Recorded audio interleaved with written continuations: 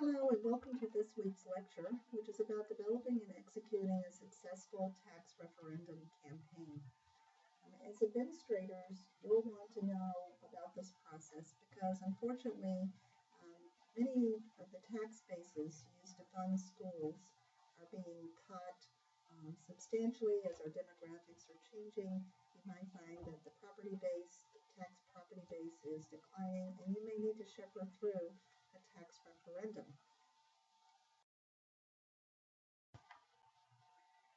Let's talk about what a tax referendum is. First of all, it's a ballot that's placed before the electorate to approve or not approve an increase in taxes to be used for a purpose. So a tax referendum might cover something such as an additional improvement in your building, an additional building, science labs, so usually a tax referendum is for a large amount, in the hundreds of thousands or even millions of dollars. The plural, referenda, are frequently used to raise revenue for capital outlay and also may be used for operating expenses. So what's happened since 1970 is that state governments have assumed a greater share of public school funding, but overall levels of funding remain a problem. Years and years ago, like in the early 20th century, schools were almost always locally supported by their communities. And over time, the state has funded a greater part of that, and even the federal government. But funding is still an issue.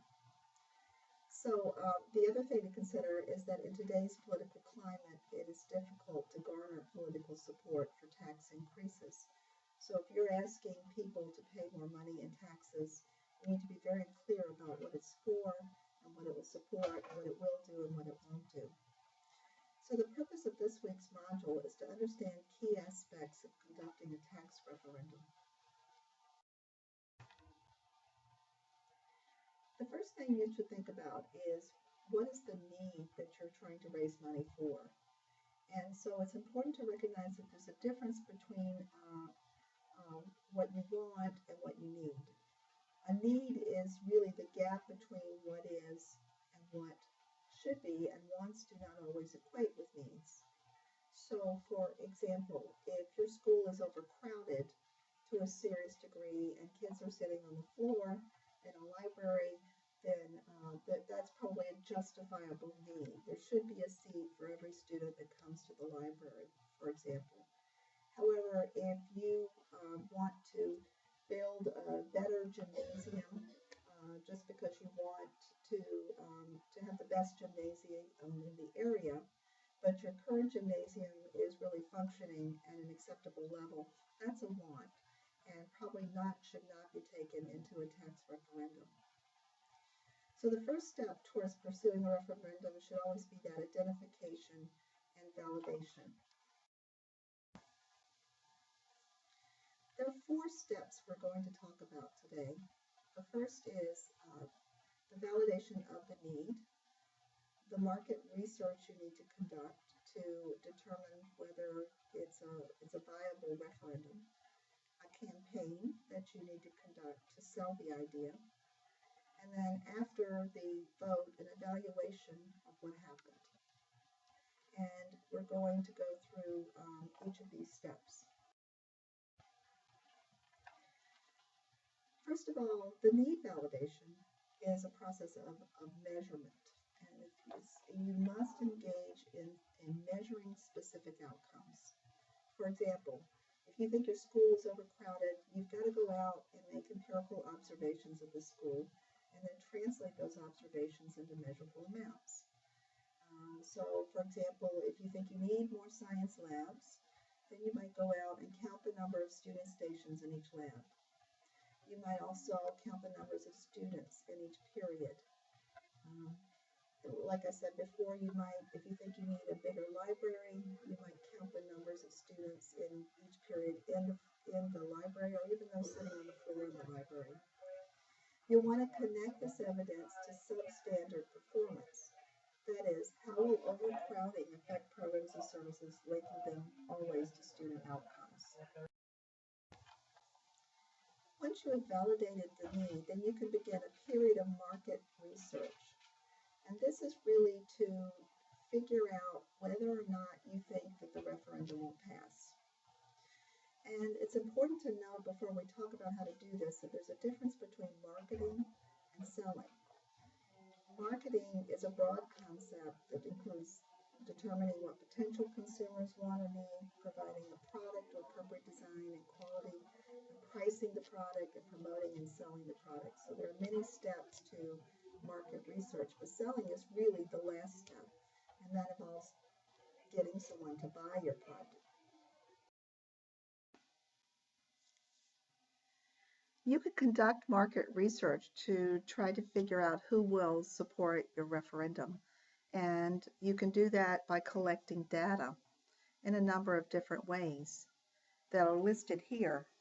Each of these methods has certain advantages and disadvantages. So surface mail surveys, that's think of the snail mail surveys that you get in the mail. You might be able to think of an advantage to this and a disadvantage. It's easy maybe to get mailing lists. It's difficult to get people to fill it out and return it, and it may be expensive because you have to send a piece out, and then you have to usually use a no postage required return envelope or you won't get them back. Email surveys are less expensive. However, they have very low rates of return. Telephone interviews are time consuming, but you do get to ask people in-depth questions if you want to. Focus groups are less costly, but because you can interview people all at once. However, people may not speak their minds in a focus group. They may be hesitant to speak up. Door-to-door interviews have been shown to be effective because you catch people at home. You don't have to arrange for it prior. Some people feels like it intrudes on their time though, and they won't cooperate. So each one of these has a number of advantages in terms of cost and time, and disadvantages as well in terms of how many responses you get back. A number of interesting facts that you should know when you're doing any kind of survey or interview research is that a high percentage of stakeholders will say they have a neutral position on all or most questions they're asked. So if you ask them, for example, how do you feel about doing a $1 million tax referendum on building a new set of science labs at the school, most people will say, I have no opinion on that. That was what we mean by a neutral response.